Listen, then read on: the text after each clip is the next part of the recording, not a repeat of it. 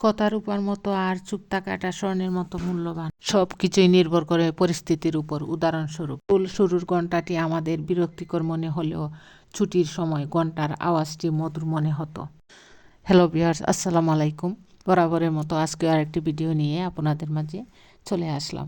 ভালো লাগলে আমার পাশে থাকবে। কখনো কখনো অর্থহীন কথা বলার থেকে চুপ থাকা অনেক শ্রেয়। মানুষ খুব বেশি করে যা চায় তা সে কখনোই পায় না, কারণ প্রকৃতি মানুষের খুব বেশি ইচ্ছাগুলোকে কখনোই পূরণ করে না।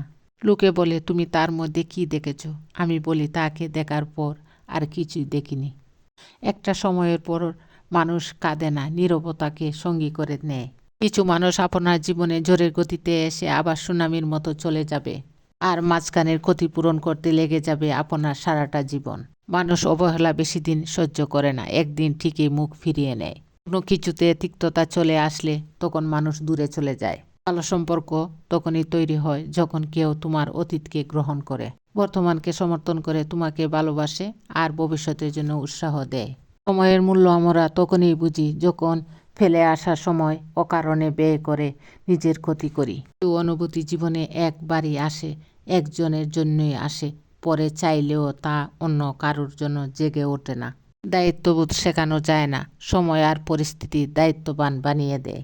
যে রব গতকাল আপনার জন্য যথেষ্ট ছিলেন, তিনি আগামীকালও আপনার জন্য যথেষ্ট হবেন।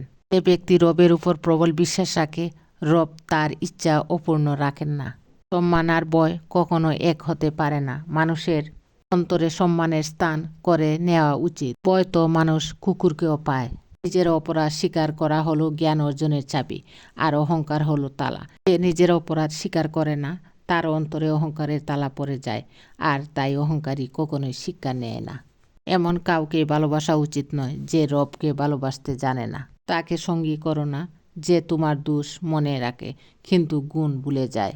চিন্তা, যেটা এক বেনামি বেদি, যা মানুষকে ভিতরে ভিতরে শেষ করে দেয়। জীবনটা একা একা কাটানো সহজ, কিন্তু ছেড়ে চলে যাওয়া কারো স্মৃতি নিয়ে বেঁচে থাকা অনেক কষ্টের। সময়ের সাথে নিজেকে বদলে ফেলাটাই উত্তম।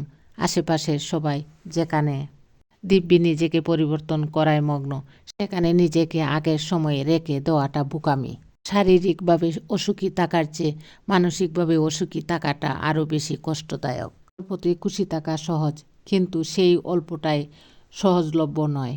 আপনি নিজে থেকে না বদলালে কোনো মানুষের সাধ্য নেই আপনাকে বদলে দিবে। খারাপ বা নেতিবাচক চিন্তাকে মনে জায়গা দিও না।